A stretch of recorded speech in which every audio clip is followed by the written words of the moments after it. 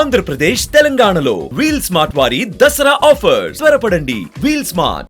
ఒక్కగానొక్క కొడుకు, తండ్రి సివిల్ కాంట్రాక్టర్, తల్లి పారామెడికల్ ఆఫీసర్. కుమారుణ్ణి బాగా చదివించి ఎలాంటి కష్టం రాకుండా చూసుకున్నారు.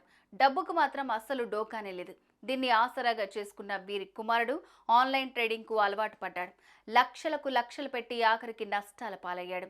దీంతో ఆ యువకుడు మనోవేదనకు గురై ఆత్మహత్య చేసుకున్నాడు. ఉన్న కొడుకు శవమై కనిపించడంతో ఆ తల్లి జీర్ణించుకోలేక ఆత్మహత్య యత్నానికి పాల్పడింది. హైదరాబాద్ లో వెలుగు చూసిన ఈ విషాద ఘటన ఇప్పుడు అందరినీ కంటతడి పెట్టిస్తోంది.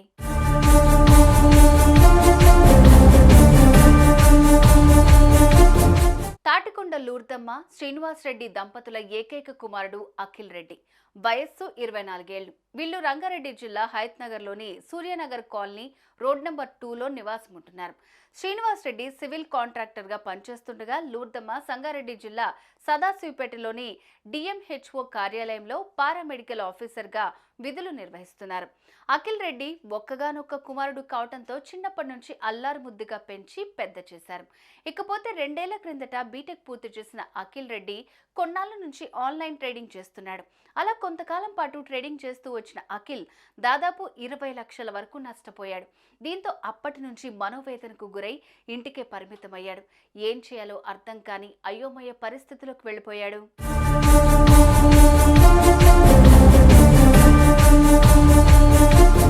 ఇక గురువారం ఇంట్లో ఎవరూ లేని సమయంలో అఖిల్ ఫ్యాన్ కు ఉరివేసుకుని ఆత్మహత్య చేసుకున్నాడు.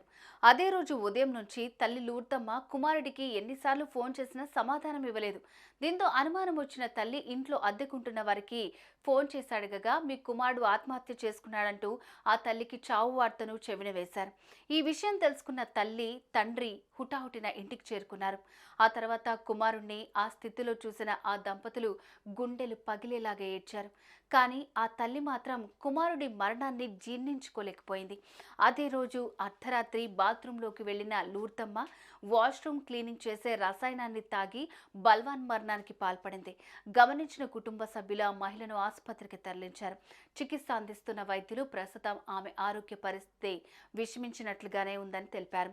ఓవైపు ఇంట్లో కుమారుడి శవం, మరోవైపు తల్లి బల్వాన్ మరణం.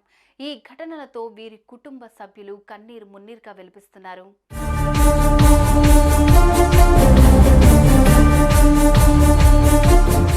ఒక్కగానొక్క కొడుకు, బాగా చదివించారు, ఎలాంటి కష్టం దరిచేరకుండా చూసుకున్నారు.